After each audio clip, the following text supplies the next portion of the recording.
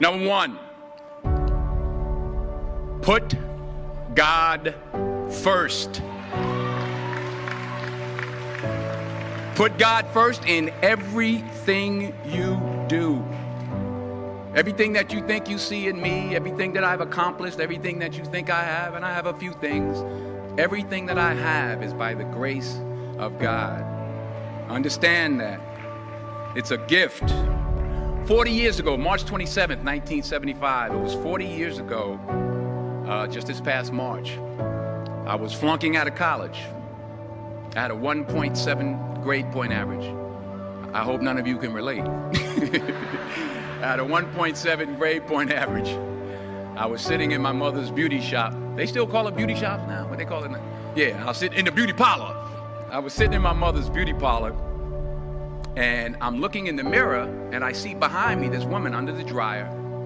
And every time she looked up, every time I looked up, she was looking at me, just looking me in the eye. And I didn't know who she was, and I said, she said, somebody give me a pen, give me a pencil, I have a prophecy. March 27, 1975, she said, boy, you are gonna travel the world and speak to millions of people. Now mind you, I was flunked out of college. I'm thinking about joining the army. I didn't know what I was gonna do, and she's telling me I'm gonna travel the world and speak to millions of people. Well, I have traveled the world, and I have spoke to millions of people. But that's not the most important thing, the success that I had. The most important thing is that what she taught me and what she told me that day has stayed with me since. I've been protected, I've been directed, I've been corrected. I've kept God in my life, and it's kept me humble. I didn't always stick with him, but he always stuck with me. So stick with him in everything you do. If you think you want to do what you think I've done, then do what I've done and stick with God. Number two, fail big. That's right. Fail big. Today's the beginning of the rest of your life, and it can be very frightening. It's a new world out there. It's a mean world out there, and you only live once. So do what you feel passionate about. Take chances professionally. Don't be afraid to fail. There's an old IQ test, was 9 dots, and you had to draw 5 lines with a pencil within these 9 dots without lifting the pencil. The only way to do it was to go outside the box. So don't be afraid to go outside the box. Don't be afraid to think outside the box. Don't be afraid to fail big, to dream big.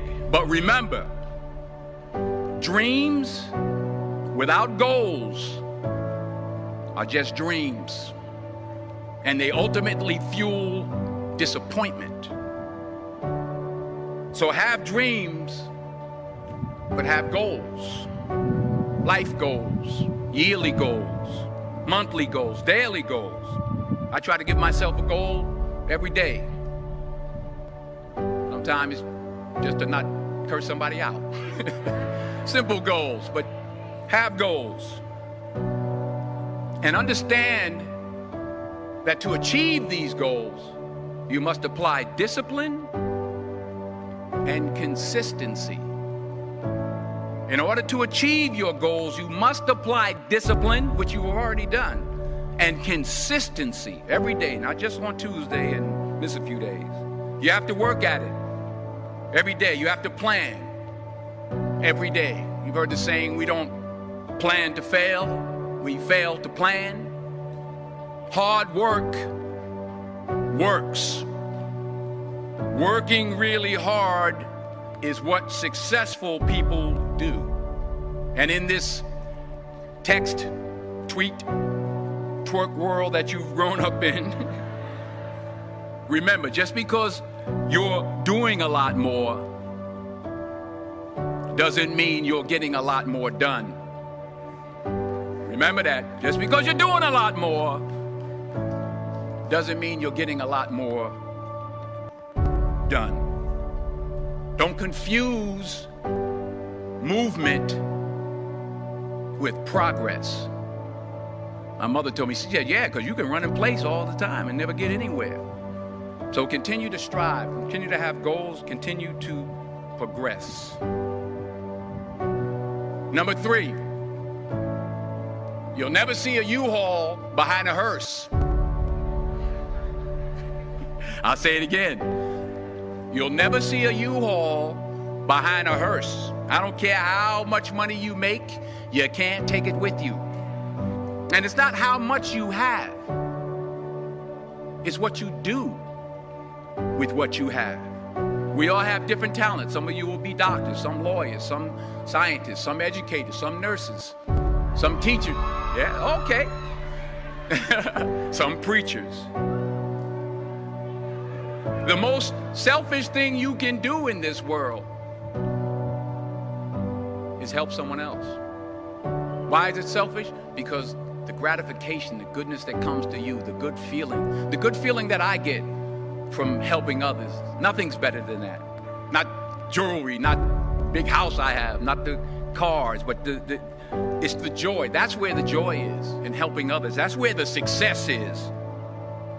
Finally, I pray that you put your slippers way under the bed tonight, so that when you wake up in the morning, you have to get on your knees to reach them. And while you're down there, say thank you for grace. Thank you for mercy. Thank you for understanding. Thank you for wisdom. Thank you for parents.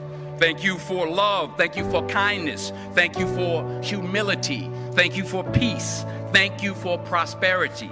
Say thank you in advance for what's already yours. That's how I live my life. That's why I am, one of the reasons why I am today. Say thank you in advance for what is already yours. True desire in the heart for anything good is God's proof to you, sent beforehand to indicate that it's yours already. I'll say it again. True desire in the heart, that itch that you have, whatever it is you want to do, that thing that you want to do to help others and to grow and to make money, that desire, that itch, that's God's proof to you, sent beforehand already to indicate that it's yours. And anything you want good, you can have. So claim it. Work hard to get it. When you get it, reach back. Pull someone else up. Each one, teach one. Don't just aspire to make a living. Aspire to make a difference.